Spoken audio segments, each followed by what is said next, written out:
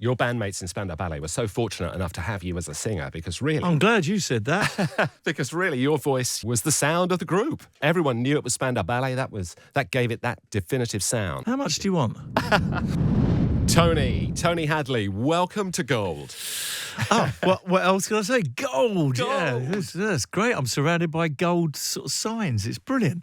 It's great to see you. Thank you very much. Thank you. This year you've been out. You've just recently finished the Big Swing Tour. Yep. Singing all those swing favourites.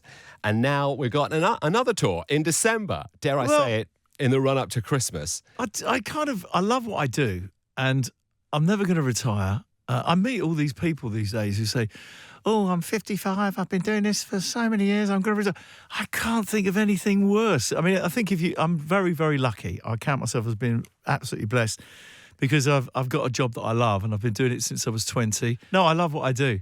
So I'm very lucky to travel all over the world, singing with my band, having fun. And this is another extension of that, going out with Culture Club and Heaven 17, who we're all mates from years ago. So it's going to be a good old bit of fun, actually. I was going to say, you're heading out with your old rivals from all those years ago in the 80s. You say that, but I mean, I've known George since the Blitz days and all the boys from Culture Club and Heaven 17. And we always bump into each other at festivals and stuff like that. And contrary to what I think some people think, when musicians get together, doesn't matter if they're young musicians, old musicians, whatever, they kind of sort of gravitate together and we just, I think, enjoy each other's company. Yeah. And there's always when you're doing festivals, there's always a lovely atmosphere backstage and it's great to bump into old contemporaries. It really is. So you got 10 dates in December. Yeah. And you're starting in Dublin. And then going right round the UK and finishing at London's O2 Arena. Yeah. So is it going to be a greatest hits tour? Yeah, I mean, what they're going to do, Culture Club are going to do songs from their two most famous albums, Heaven 17 the same, and I'm choosing songs from True and Parade. So I'm going to choose the singles from those songs, those albums, but then also I have to do Through the Barricades, which is my favourite. So I've got to throw that one in the middle. And big parties after every show, just like in the old days, eh? Well, we don't necessarily go to bed with a hot cup of cocoa, do we? We enjoy ourselves. I think if you're in the music business, it's so much fun. As I said, we are really lucky to still be doing what we do, whether it be Culture Club, myself, or Heaven 17, and all the other great acts from those eras. And you just love it. I mean, you look at people like Rod Stewart, he's still doing it. The Queen boys are still going out. Yeah. So I think if you love music, it's not something you want to give up. Yeah, because you were all friends when you formed Spandau Ballet, at school, for goodness sake. You became, like the coolest band in London on what was a great music scene back in, the late 70s, early 80s. It was terrific, wasn't it? And all the major labels were interested in signing Spandau Ballet. That must have been such a great feeling. It's the ultimate. I mean, we were a punk band. In 1976, we formed the band at Dame Alice Owen's school. Yeah. And we were sort of R&B covers we started on, and then eventually we sort of become this kind of almost like Generation X style band and a massive Billy, I love Billy, and Generation X. So we became that kind of band and eventually sort of became Spandau Ballet, the Blitz scene, everything was happening. And there we were at the tender age of about 20 years of age. We signed our first record deal with Chrysalis Records, which was the ultimate. That was all you wanted, to get your records out there and go on, mum and dad, and all your mates, go on, there's the first single, to cut long story short. It's a euphoric feeling. Signing your record deal is amazing. That and Top of the Pops. Yeah, I was going to ask you, Top of the Pops for the first time after years of watching it on TV. Yeah, there you are. Well, there you are. I mean, because when you're a kid, you're watching it and you're watching all your heroes, be it Queen, Bowie, Mark Bolan, Roxy, Slade.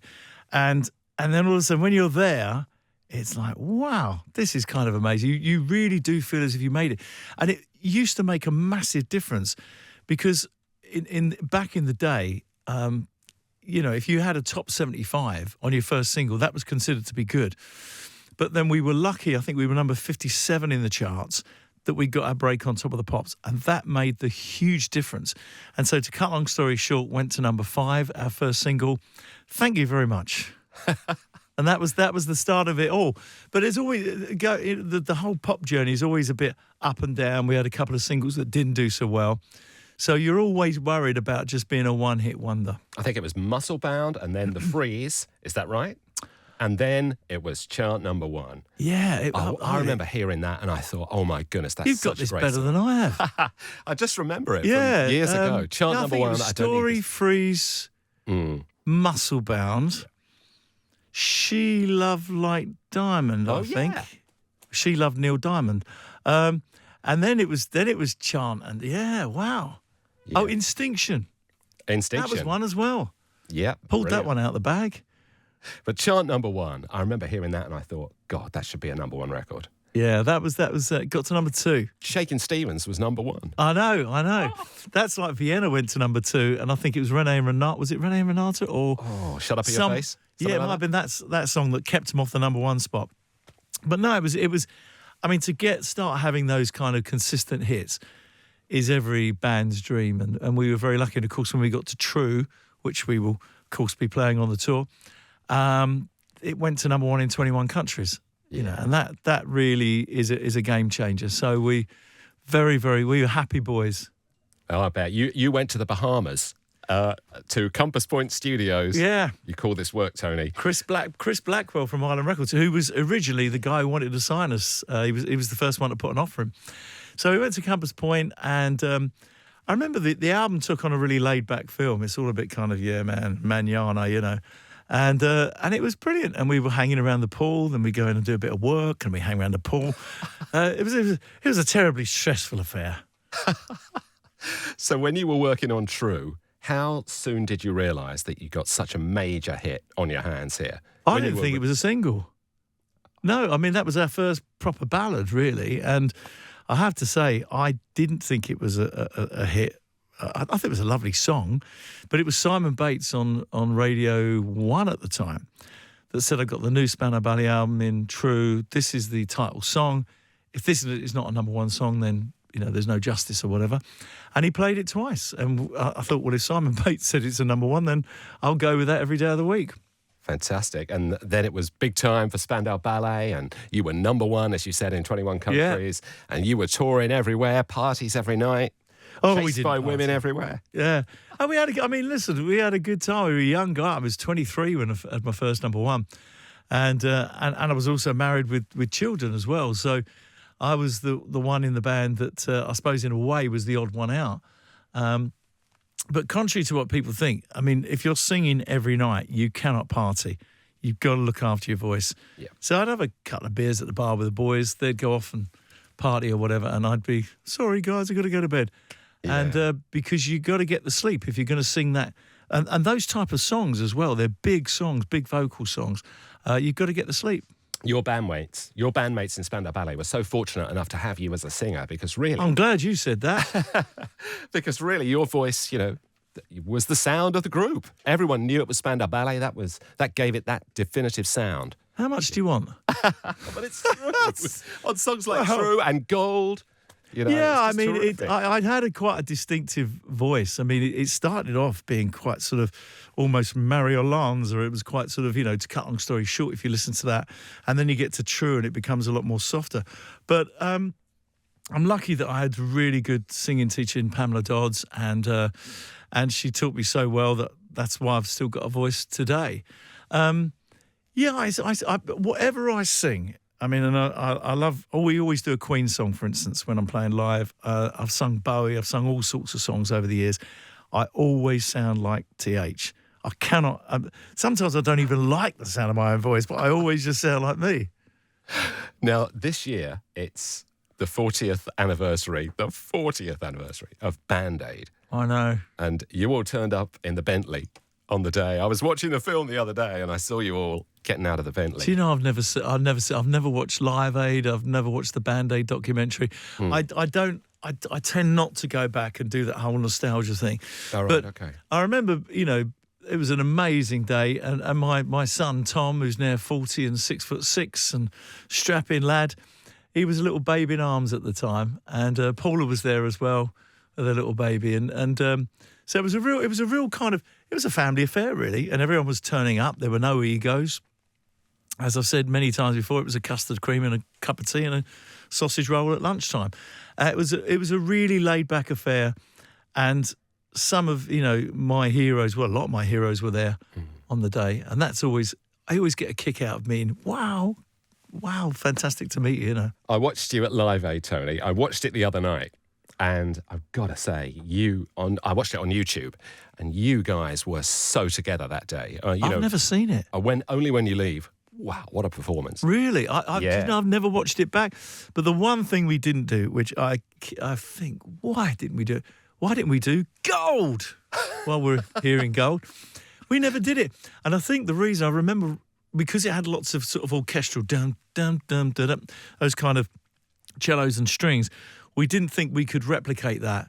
I mean, computerization and sequences were at their infancy at the time. And what we should have done is just played it as a rock band, just on guitar, and just really rock it up. Yeah, and we didn't do it. That was a huge mistake. You've sang it with an orchestra, haven't you? Because I saw you do it. Yeah, I've sung it. I've been blessed to have sung with orchestras all over the world. Worked with people like Alice Cooper and John Anderson and Alan Parsons. Joe Cocker. Lots of wonderful people all over. James Brown. Wow, there you go. There's one out of the bag. He was cool, actually. He was really cool. So I've been really lucky in my career to work with, many amazing artists, and also working with orchestras is just that's a great thing for a singer. Now, your latest album, The Mood I'm In, how did you go about choosing the songs for that, Tony? Because there's a Doors song in there, Touch Me. That was Matt's idea, actually. Matt, my manager's over there, and he said, I think you should cover this song. Anyway, I heard it, and I was like, wow, this is cool. So we thought we'd give it a big band, kind of slightly crazy left field arrangement. It's difficult because where do you stop? There are so many great swing songs. But the main thing was most of we did vinyl this time. So you can only put about 8 or 9 tracks on a vinyl album. So, and we did coloured vinyl as well, which was for the first time. So, yeah, I mean, just songs that I love. I'm a massive Jack Jones fan, massive Tony Bennett, Sinatra. I mean, all the greats, Yes, because you do the Tony Bennett song, I Want to Be Around. Which is evil song. If you listen to the lyrics of that, it's a really, it's a nasty little song, but it's a brilliant song. And didn't you meet Tony Bennett? I think you did, didn't you? I was lucky enough to meet Frank Sinatra when I was 17 at Royal Albert Hall. Tony Bennett I've met a couple of times, and last time we saw him, Matt's mum was there, Sue, my mum Jo was there, and we had pictures together. And Jack Jones as well, who I'm a massive, massive fan of. I met him on several occasions. So I'm really lucky to have met some of my swing heroes. All right. Well, thanks so much for chatting to us here at Gold. Thank you. And good luck with the tour in December. I'm sure it'll be completely gold. This is Gold.